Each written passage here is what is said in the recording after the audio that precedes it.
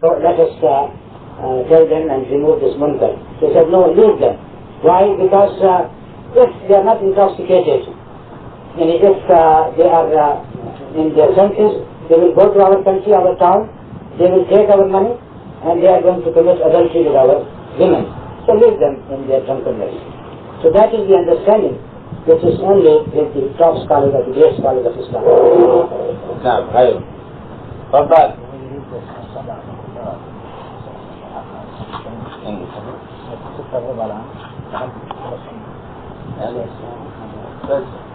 تفضل أوجد. نعم. Last question then. Sheikh has to report to another place as well for dinner.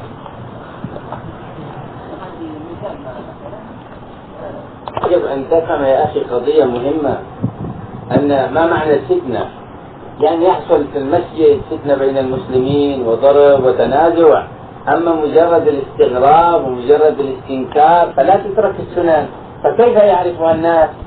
ولكن كن حكيما في البيان وقدم بين يدي سنتك كلام طيب. نعم. Yes, the question was that, Jintatul Istiraha, and when you rise from first rakah and third rakah, after sajda you sit a while and then you stand up. That is the sunnah. So he says that if I go to a mosque where the people don't do it, should I leave the sunnah because there would be a fitna after that, or should I do it because I want to teach them? They should know that this is the sunnah of the Prophet sallallahu alaihi wasallam. The answer which was given by Shaykh is that if there is a real fitna, and if people are going to fight you or expel you from the mosque, then you can say, oh, there is something worse which is coming out of this sunnah.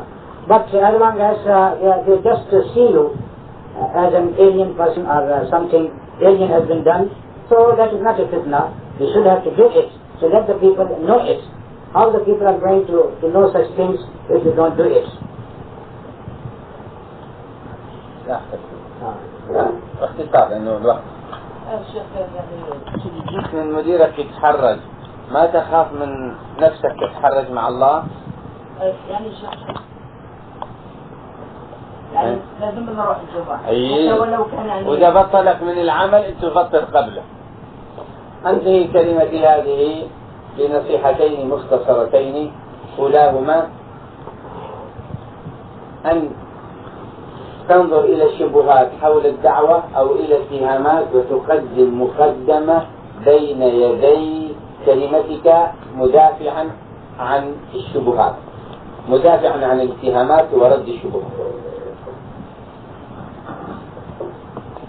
Before that, the question which was asked by our brother, he said that should I leave Jummah prayer if my boss, who is a non-Muslim, does not allow me to go for Jummah, and I fear to be expelled. So Sheikh has said that you expel him before he expels you. I mean, you should go for Jummah. You don't expel. You don't leave your Jummah.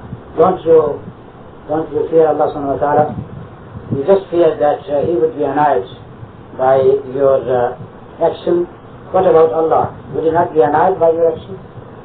And then Sheikh says that I leave to you two another advices. First of all, that you see to all the doubts which comes to your mind, take them, consider them, and what to do them next. فمثلا أنت في بيئة يتهمون الدعوة السلفيين أنهم لا يصلون على النبي صلى الله عليه وسلم، أو في بيئة يتهمون أن السلفيين عملاء للحكام يرضون بظلم الحكام. For example, you are living in a society where people think that you people, Salafiyin, you don't say Salah upon the Prophet sallallahu alaihi wasallam, or you are just agents for some rulers. You don't raise your fingers upon them. And if you are living in such society, what to do then? فأنت تقدم مقدمة أو درس أو محاضرة أو خطبة جمعة عن أهمية فضل الصلاة على النبي صلى الله عليه وسلم، دون أن تقول نحن متهمون أننا لا نصلي على النبي صلى الله عليه وسلم ونحن نصلي. لا تتكلم هكذا. ابدأ بخطبة قوية أو محاضرة قوية على فضل الصلاة على النبي صلى الله عليه وسلم. As far as the first example is concerned, that they say that these people, they don't say salah upon the Prophet sallallahu alaihi wasallam, how to tackle it? Give a good speech, either the Friday speech or any other opportunity, and give a speech about the excellence of saying salah upon the Prophet sallallahu alaihi wasallam. Without saying that we people are accused of this and that. Don't say that. Just give the excellence of saying salah upon the Prophet sallallahu alaihi wasallam. وكذلك تلقي خطبة في فضل الأئمة الأربعة لتدفع شبهة شتمنا وطعننا بهم رضوان الله عليهم. Again, the second thing, some people say, oh, these people, they don't love the four imams. So, give them a good speech, giving the excellence of respect of all the imams, the dignity they deserve from us, and that would be the way, the gate to open to these people. وكذلك تتكلم عن الظلمة كما تكلم الأنبياء عليهم. تتكلم عن الحكام الظلمة والحكام الذين لا يحكمون بشرع الله وأنهم ظلمة وأنهم على خطر، لكن لا تسمي ولا تثير. In the same way, you speak about all the rulers who are unjust, speak about their injustice, speak about their tyranny, speak about their ill treatment of the people, but don't name them. Don't try to rise the people against them. That is not the way of wisdom. بهذه الطريقة البديعة تخلق أمامك، تجعل لنفسك وقاية درع كبير، ويصبحون هم يتصارعون فيما بينهم ويقولون أنك تقول كذا وغيرهم يقول كذا وأنت تنجو منهم من شره. يعني هم فيما بينهم يصبحون يقولون لا هذا كذب، هو صلى على النبي، هذا كذب هو ذكر ظلم الظالمين، هذا كذب هو ذكر فضل الأئمة الأربعة، فيصبح الناس يدافعون عنه. This is how you can create a very strong shield for yourself to protect you. And once you give such type of speech, now the people who oppose you, they are going to blame each other and label each other.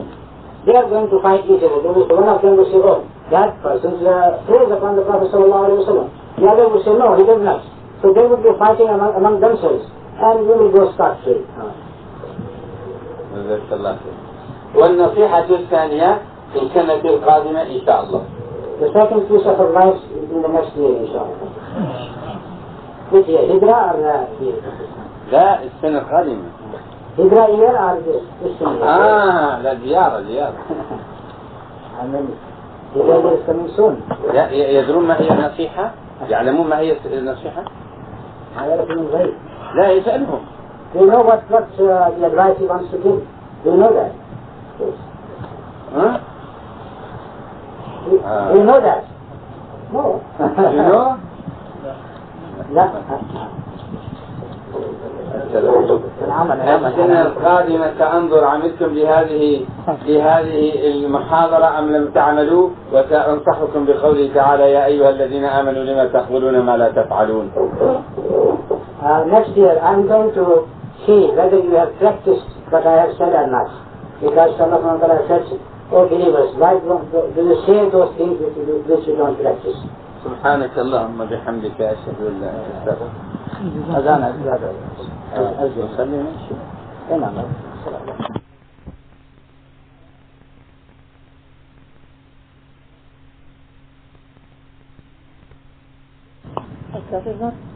That is not true. If these things were proved by authentic hadith, it must be. Encouraging people to do it by using some hadith da'if, well, that is less. But these things, the legality of this work, it should be based on hadith sahih. Encouraging people, if you may have some hadith which encourage people to do that thing which is proved by authentic narration, there is nothing wrong. But still we have something better. We say that Allah subhanahu wa ta'ala completed the religion, isn't it? Didn't Allah complete His religion? Didn't Allah subhanahu wa ta'ala perfected His favor on us or not? So, do we say the authentics that we have today are enough? So we don't need the hadith da'if anymore. We don't need it. Why do we have to need it? So there are certain conditions for us to accept the hadith da'if in some ways. That this da'if should not be very da'if, very weak. If it's very weak, it's rejected. There are some hadiths, they have some problems, very little problems. It turns the hadith to be da'if, but not very da'if, very weak. Very little weak. So we may use it in some circumstances. But to close the file of this tape, we say, what Allah has granted us, the reports, the authentic reports that we have today, I think it suffices us enough. Because Allah did not, because if we don't say that, then we would say, well, we need the hadith da'if. If we need the hadith da'if, that means Allah did not complete the religion. We need the unauthentic narrations to complete the religion. That's not true. Is that clear, brothers, to you? Right. That's number one. Number two, we find shortcomings in the aspects of da'wah, whether among the Ikhwan al-Muslimin, or Tabligh, or Salafiyin, or whatever. We find some shortcomings. Like as I said, Tabligh, they say, well, you have to go out. And they use the verses which talk about jihad, fighting the enemies.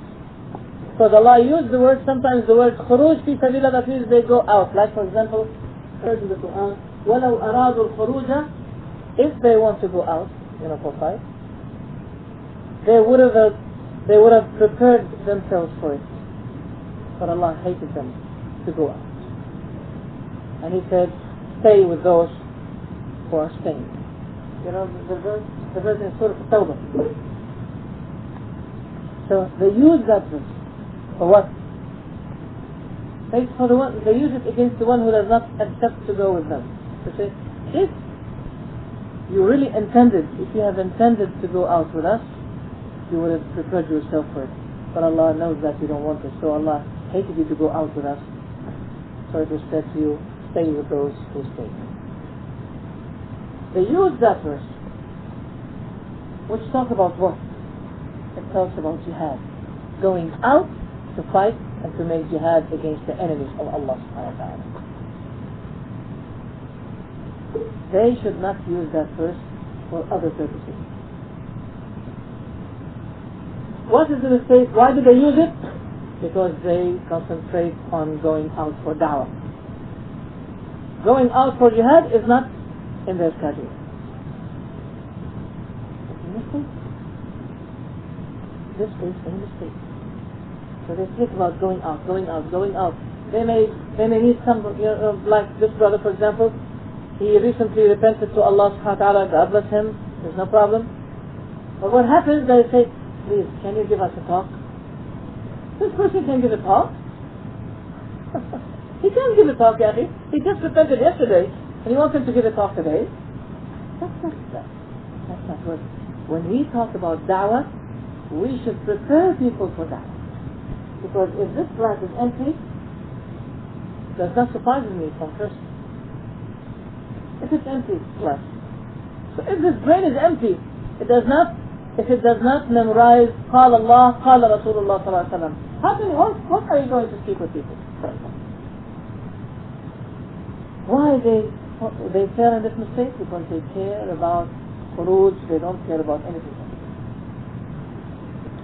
This is a mistake. Another mistake, they don't concentrate on Tawheed. Tawheed is the way of the Prophet.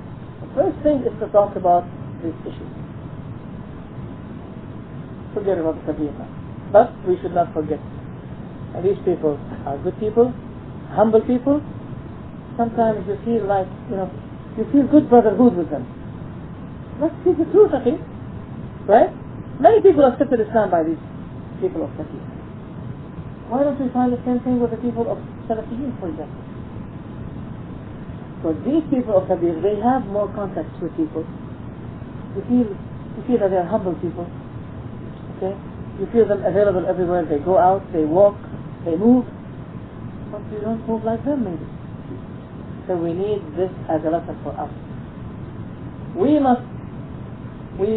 should rather make tabligh better than them, because we have a tabligh on the way, by the way of the Prophet, and with knowledge.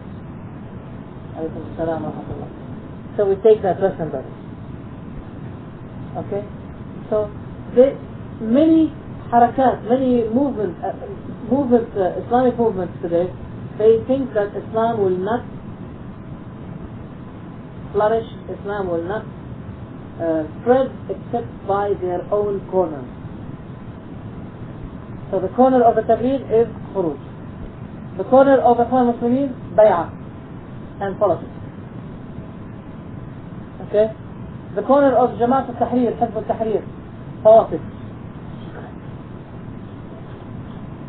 Secret movement, politics. Khilafah, alaykum as-salam. Khilafah. They say we don't do anything now. Anything. Because this society is society of Jahiliyyah.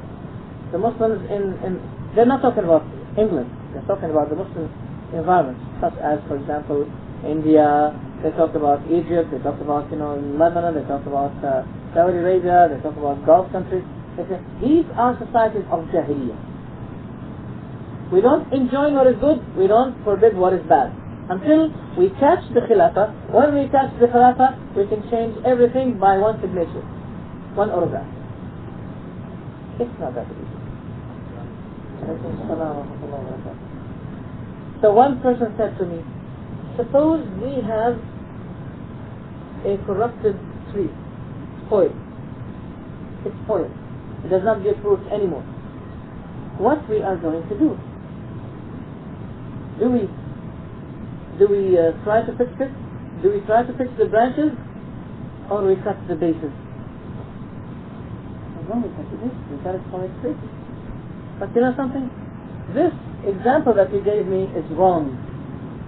It does not match the situation of the people today. I can give you a better example than your own example. If you have 100 sheep, and these 100 sheep are getting lost, they went away suddenly, what do you say?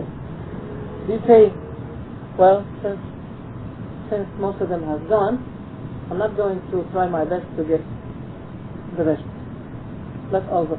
Either they all come back or they all go away. What is better?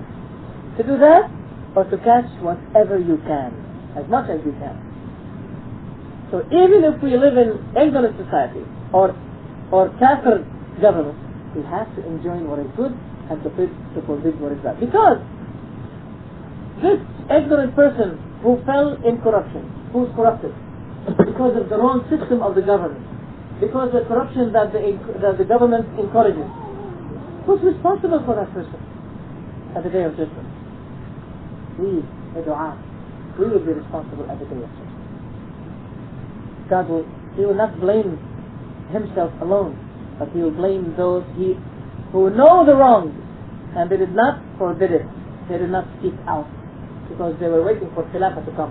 Khilafah may come, it may return, it may not return, maybe it will return, alhamdulillah, for sure, but it may get delayed, it may be postponed, it may occur maybe after 100, 200 years. Are you going to wait 200 years? You will die before that. So what will you do for Islam before you die? These hundreds or maybe thousands or hundreds of thousands of people are dying every day. Ignorant Muslims, they make tawaf, circumambulation against the grave. What have you done for them? You say we leave them until we catch the government? Until we catch and until we rule? You have to give a word for Islam before you die, before this Khilafah may come back. And the return of Khilafah is conditioned. There are conditions for that. You have to prepare for the coming of Khilafah. To do what? To fix the population system, to maintain the population, to maintain the ordinary people, to maintain them, to fix, to rectify, to reform. Don't tell me that God will return it to you even if you don't reform. No. This is a mistake of Ikhwan Muslimin. This is a mistake of Hizb al-Tahrir. That's wrong policy. Because you have to say, because Allah punished us, because we did not put in consideration reforming the situation of the majority of the people. Because we are really careless about the situation of the people. We should not be careful. We should be careful. If Allah sees that the majority of society change, He will change. إن الله لا يغير ما بقوم حتى يغير ما بأنفسهم. Allah does not change the situation of people until they make a change by themselves. So we now close the file of Hizb al-Tahrir. Open the file of Al-Ikhwan. Al-Ikhwan al-Muslimin. They don't care about Aqidah. Al-Ikhwan al-Muslimin don't care about Aqidah because they say, well, if you want to open the file of Aqidah, that means we are going to separate the Ummah. Why? Because we have Shia, we have etc. What we're going to do with these people? Do we say that? If we care about Aqidah, that means we should not deal with these people.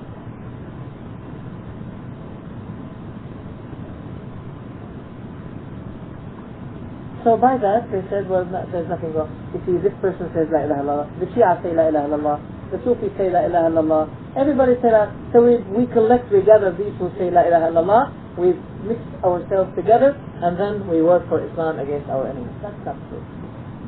The Islamic body is inflicted with many diseases. The Islamic body is sick because many microbes are affecting this body. You should not tell me that, well, despite all of the diseases that the Muslim body is inflicted today with, we are ordering the Islamic body to stand up and to fight the enemies, the Christians and the Jews. You can't. Because the Christians and the Jews know that these microbes will guarantee weakening this Islamic body. So they are trying their best to deal with some people of bid'ah, with heretic people who claim that they are Muslims and they are destroying Islam from inside by that. So if we want to fight the Yahud and Nasara, we have to prepare for that. The Islamic body should be qualified for that. If you accept the Islamic body to be inflicted with these diseases, and these people are diseases, you won't be able to fight the Jews and the Christians. Do you remember when the companions of the Prophet Muhammad ﷺ, when they were ordered to stay on top of the mountain and to say to them, never leave the place, whatever happens, they disobeyed the Prophet ﷺ. They said, well, the fight is finished, so let's get the booty. So they left the place. The Prophet said, even if you see us taken by the birds, by the eagles, and they are eating us, if you see us in any circumstance, don't leave your places. And they left their places. They say, well, the war is gone, finished, and now we have to collect the booty. Khalid bin Walid, he was kafir at that time. He turned, he led his army, he came from behind, and he shocked the Muslims, and they had that problem. A small disobedience. It is not deliberate disobedience. They thought that now it's finished. But they forgot that the Prophet said, never leave in any occasion.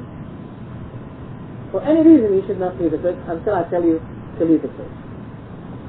If a small mistake affected the brothers and they had a big problem with the companions, and they had that big problem. What about our mistakes that we see today? We see shirk, we see innovation, many innovations. People are worshipping God by dancing to Him. You see, we denounce the Christians when they dance in the church, but we don't denounce our people. We have so-called Muslims, they are dancing for Allah, going left and right, and they go like this, like the Jews. You see, the Sufi people. If you compare what the Sufi do if you compare it to the same way of Jewish worship, you won't find big difference.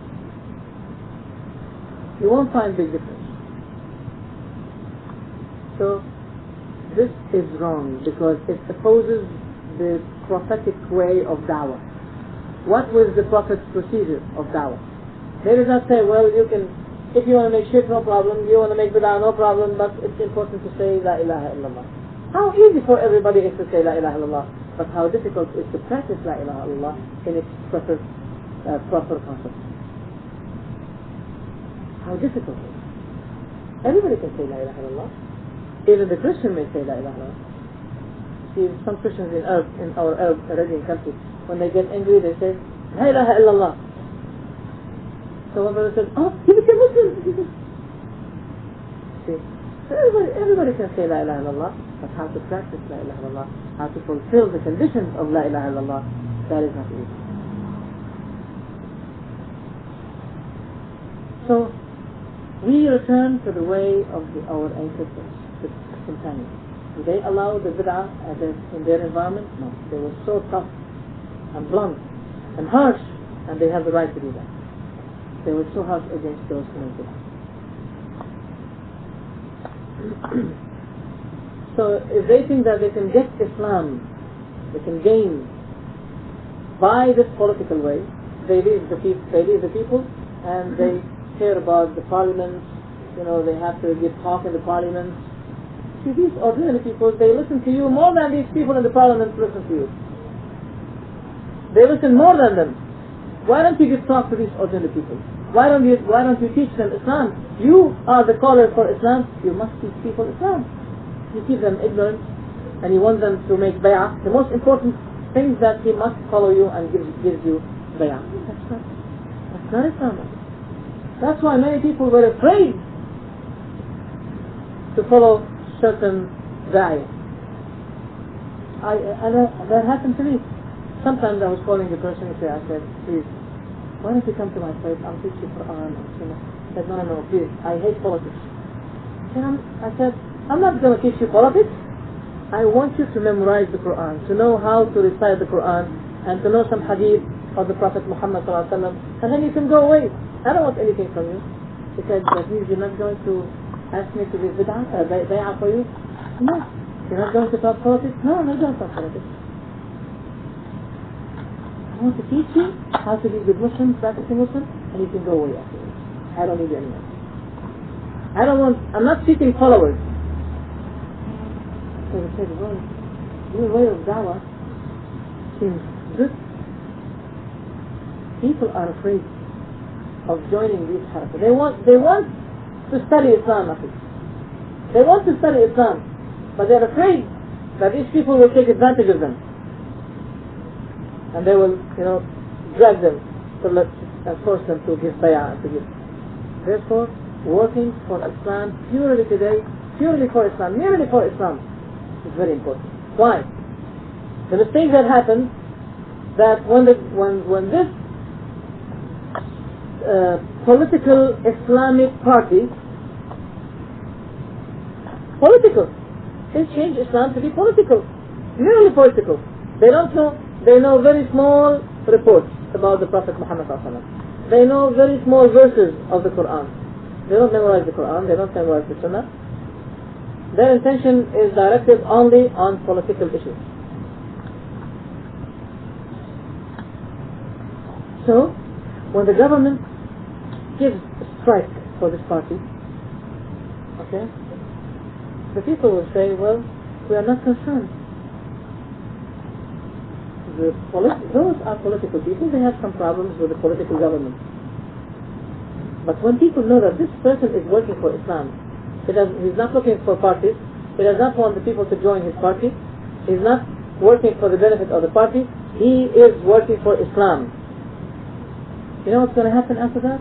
When he will be persecuted by the government, the people will feel sticky with him and they will give him their hands. Because they will find now that this is a fight between the government and Islam. It's not a fight between the government and a party, political party. That's what's happening today in Saudi Arabia. Salman and Safar, I think you have heard of them. those people are getting persecuted. Everybody is with them today. So people say, well, these people are not looking for, they are not political parties. They are looking for Islam.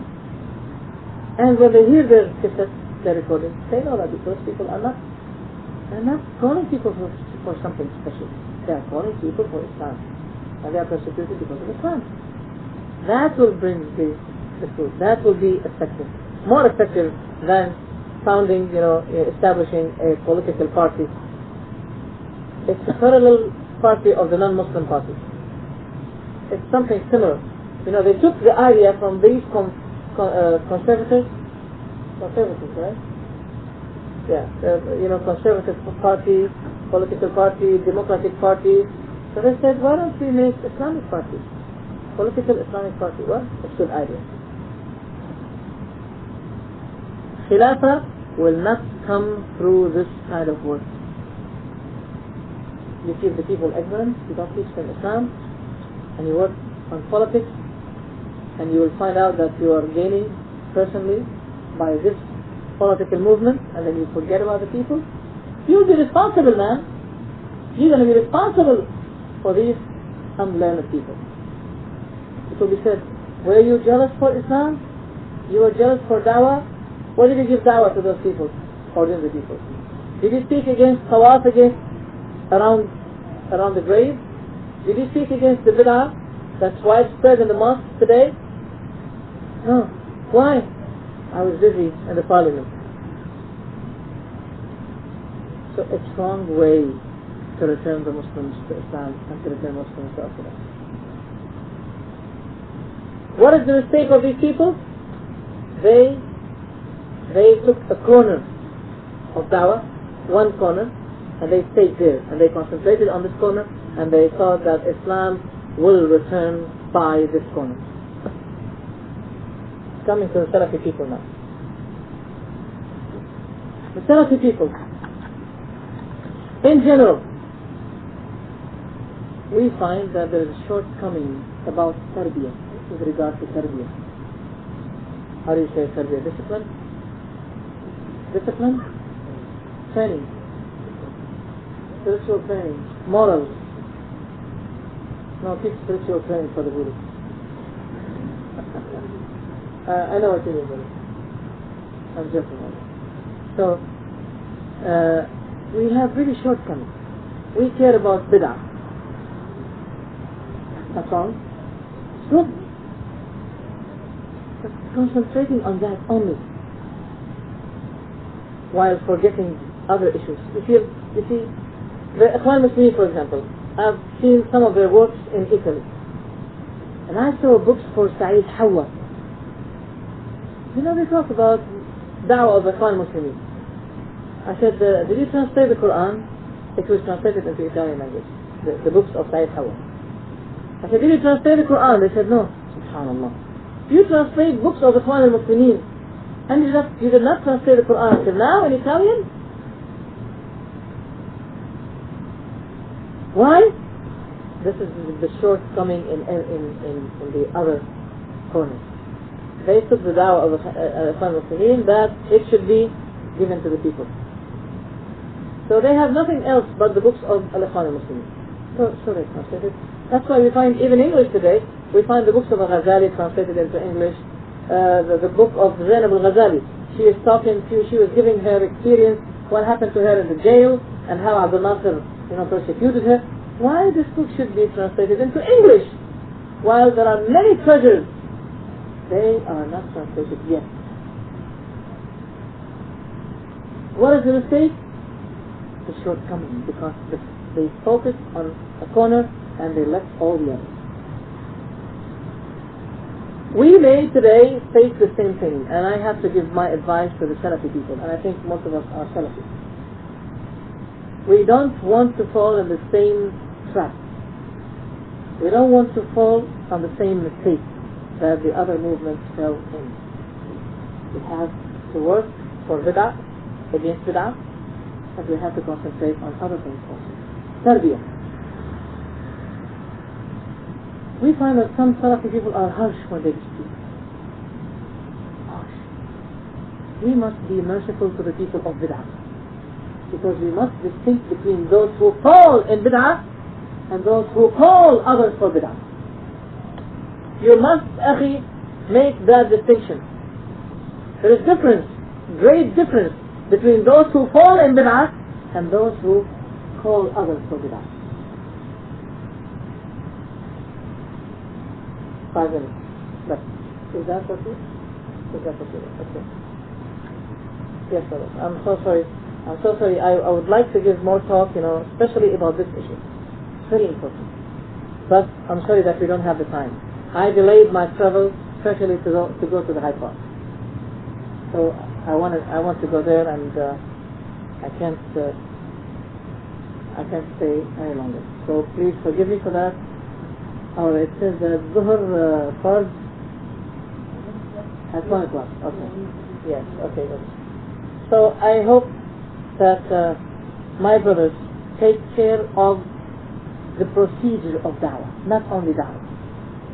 How to get in touch with these people of bid'ah, how to be merciful, how to ihsan. Ihsan means being better than you should be. Even when someone harms you, you try to be good. Because this is another way of making people love your ways of Salafi ways. It's easy to give shaitan help against your brother. You can provoke him. You are wrong. What you're doing is bid'ah. And bid'ah is dalala. And dalala in Jahannam. It's easy to say that. And it's right. I'm not saying it's wrong. It is right, brother. But the procedure is important. The procedure is important. The approach is very important. The Prophet ﷺ, there was a person whose name is Himar. His name is Himar. His father called him Himar. He found that's the best name, maybe. That person, Himar, he loves the Prophet Muhammad ﷺ. And he lives outside of Medina. And every time he enters Medina, he must bring something as a gift to the Prophet Muhammad ﷺ. Do you know the story? Do you know the story? No? Okay. So whenever he enters Medina, he passes by a shop of fat. They sell fat and oil. You know the fat? So he brings some fat and he gives it to the Prophet. He says, "This is a gift for you, O Messenger of Allah." So the Prophet accepts it while smiling. He smiles and he accepts it. And this person was making the Prophet laugh always. The Prophet likes him, and he was, how do you call this person? He has light spirit. Did you call it that way? Huh? What? In English? Cheerful? Cheerful? Cheerful. Cheerful, yes. Marih, cheerful. So every time he has to get that box of fat, but in debt. He loans. Okay? He takes it, in debt, in credit. So eventually the owner of the shop, he threatened that Himar. He said to him, "Look, every time you take things in credit, now you have to pay me. If you don't pay me, I'll take you to the Prophet."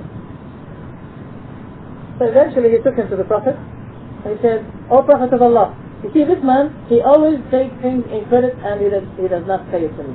He took 10 boxes of fat and he did not pay it back until now." So Himar said to the Prophet, "Well, if you can, O Messenger of Allah, you can pay it for me." So he paid it. So the Prophet paid what he took as a gift. That's why the Prophet used to laugh. So this person, he was brought to the Prophet many times while being drunk. So the Prophet said to the companions, "Hit him." So the reporter, the one who reports that narration, said, "Among us, those who hit him, smited him by their shoes, with their shoes. Some others by their hands. One of the brothers said, 'May Allah curse you. How many times you were brought to the Prophet while being drunk?'" The Prophet heard that word. He said, "No, don't say that to your brother. Don't help the Satan against your brother. sometimes we provoke people and we push them to follow their desires.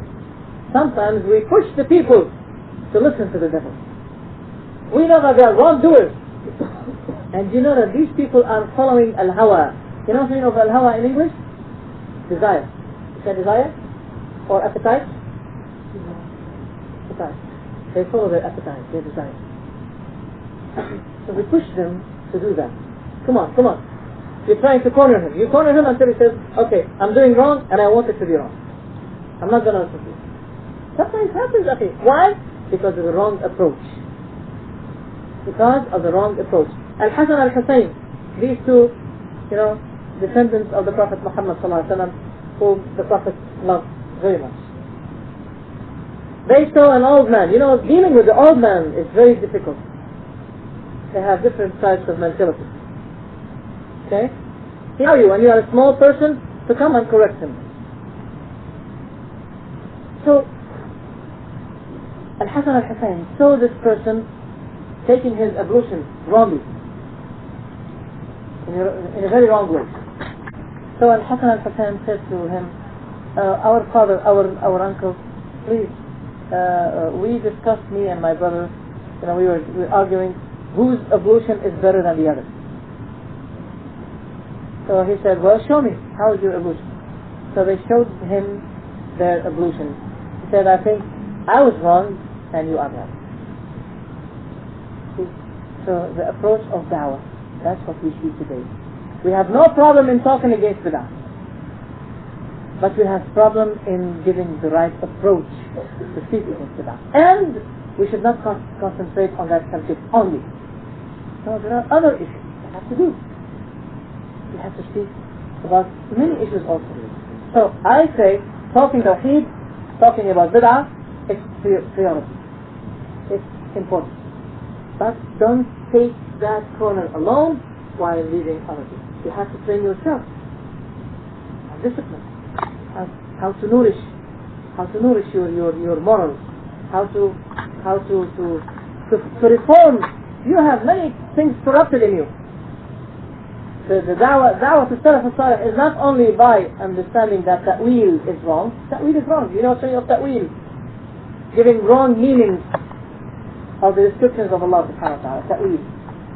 It's not only to talk about ta'weel, or to denounce ta'weel, or to denounce bid'ah, or to denounce shirk, but there are other things that you have to repair and to reform in the society. Sorry, brother, can now stop your talk very shortly for the prayer. Jazakallahu khairan. Okay, I stop my talk. May Allah bless you all, brothers, and I ask Allah subhanahu wa ta'ala to help me to come and to focus on this case more and to give you more details, because I think it's important for us today to talk about these cases. Okay.